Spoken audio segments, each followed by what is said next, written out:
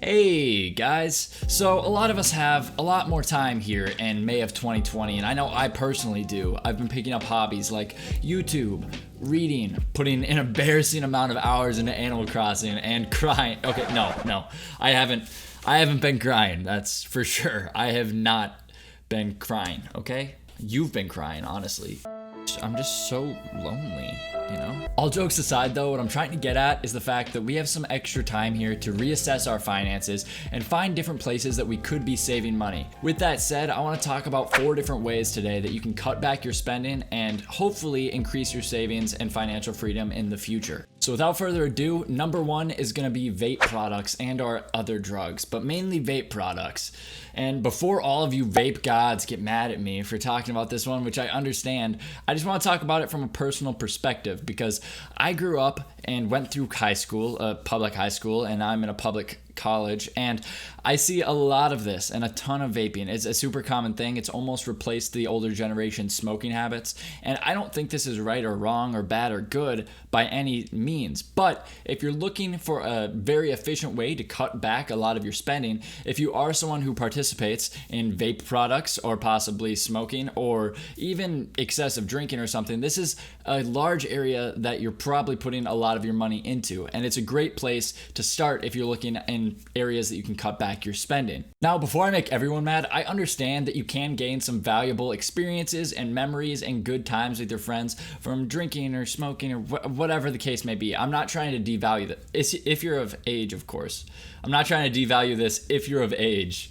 Let's make that clear before I get in trouble. But I do see that there's value in building those experiences and memories with friends, so I'm not saying to cut this out entirely, but rather I see a lot of people that are spending a ton of their discretionary income on Juul pods or on juice or whatever the case may be, and it does add up over time. These things cost a lot, they're taxed highly, and they will put a dent into your bank account. So it's something to definitely keep in mind. So I'm going to move on to number 2 now before I get roasted by everybody, and that's going to be coffee. So I'm going to have to put on my best Graham and Stefan impersonation for this one, but it's obvious that coffee is going to be a large discretionary income sucker.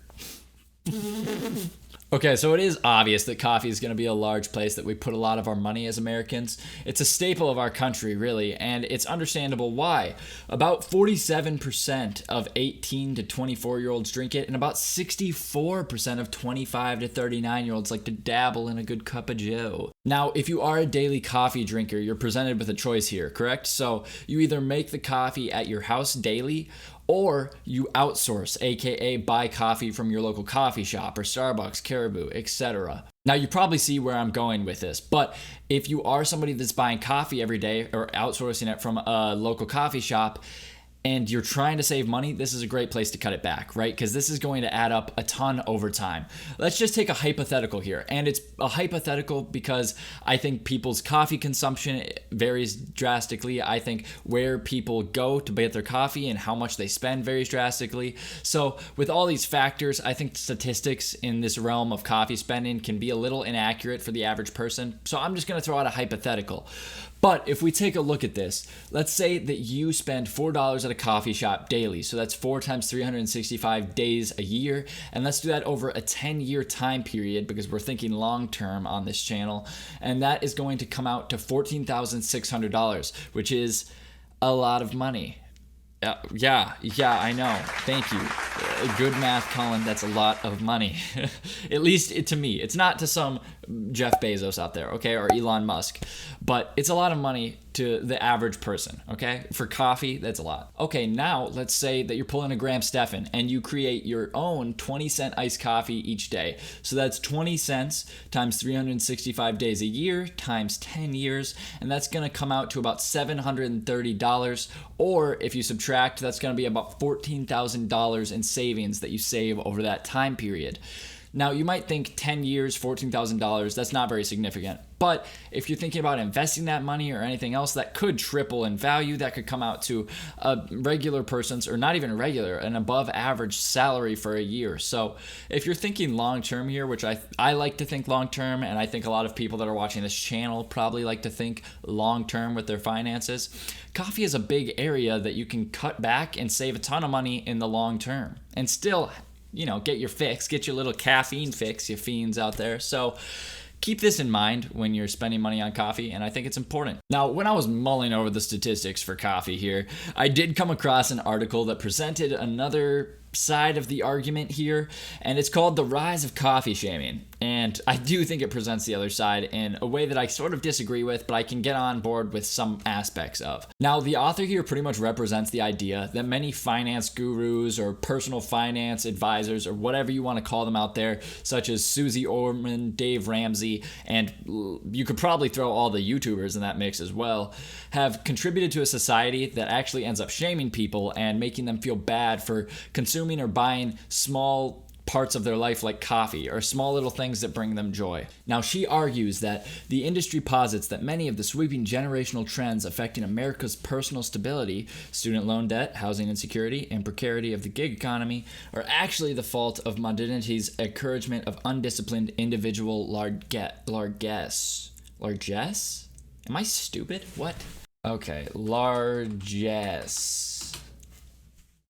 Generosity in bestowing money or gift. Okay, the more you know, the more you know. She continues, in reality, so rather than those things that she stated before, those phenomena are largely the province of baby boomers. Okay, so there's one thing I can hop on board with here, and it's the idea that, yes, I do believe that whether it was intentional or not, and I believe it was unintentional, the baby boomers have possibly created an economic climate for us that's going to be a bit harder for our generations and our younger generations coming to navigate than it was for them. Now, she also goes on to say that there is a blame the victim talk in all this personal finance advice online, and this only benefits people in power, aka personal finance gurus who want to sell you books. So I do want to quickly share my opinion on this, and that's only from someone's perspective who is from the younger generations, right? But also has a personal finance channel on YouTube.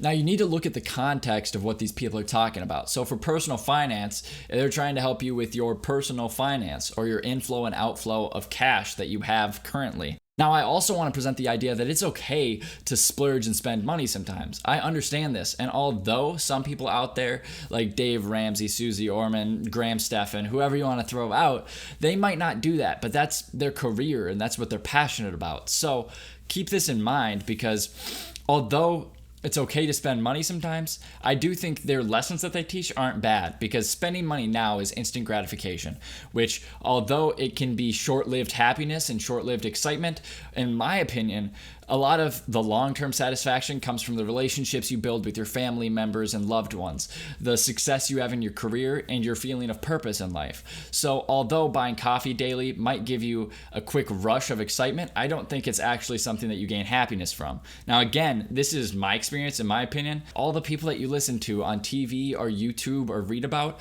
take the things that you value from them and the things that you gain good lessons from, and disregard the other stuff that you disagree with, because everybody has a slightly different perspective on anything in life, really, but finance specifically, and I think that's important to keep in mind. So with this said, I disagree with a lot of the article, but I understand the ideology that is behind it. At some point, I truly do believe that for any of us to reach our goals and become successful, whatever that means to us, we have to start taking accountability. And that means disregarding all of our excuses, whether it's external or internal, and really just start focusing on what we can do and what we can control. And that's something I really want to preach. And I know it's preachy, but that's just something I really want to get out to all you guys, because I think that's the main thing that can help you succeed in life. Okay, shut up, Colin. So, number 3 is gonna be clothes. You probably need some clothes. I don't wanna see people running around naked after this video or anything. That's not what I'm saying at all. You will be saving money if you do that, but you'll also be in jail, I'm assuming. I just want to give a few tips here, because I know that people are going to be buying clothes no matter what I say, and I think I spent more money than I had to in the past on clothing. Okay, so how can you actually cut this cost back? Well, again, like coffee, you're going to be presented with 2 choices: buying name brand clothing or buying non-name brand clothing. Now, if you don't really care about the name brand clothing, great. You can save a ton of money just by going to any other store that's not name brand clothing. Say it's Walmart, Target, I don't know, list all of the clothing places, right, that isn't name brand, and you'll save an exponential amount of money from these things. The thing about trends and the thing about name brands is the popularity in them shift very quickly from year to year. I remember when I was in probably middle school, I cared a lot about these things and the way I presented myself through clothing, okay? So It was great, but I bought these expensive clothing items with my own hard-earned money or allowance money or whatever it was at that time, and the trends changed within a couple years. So really, this was stupid when I look back that I cared so much about it, because I don't think anyone else noticed either. But with this said, say you really do care about name brand clothing, there are ways to get it at cheaper prices.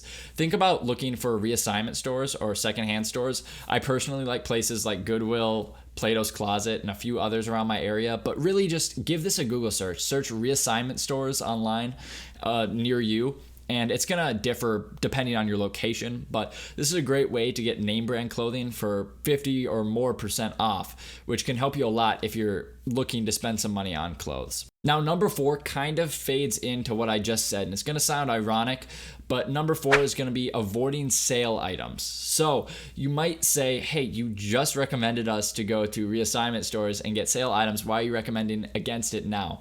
Now, let me explain this one a little further.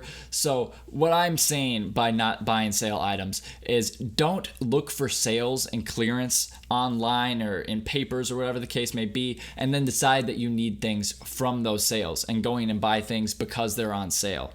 Now, you're going to end up, in this case, you're going to end up buying a ton of things that you don't need. You're going to clutter your house, and you're going to be spending unnecessary money. What I want to recommend is for you to find your needs first. So say that you're going through everyday life, you realize that your DS is broken or that your t-shirts all have holes in them.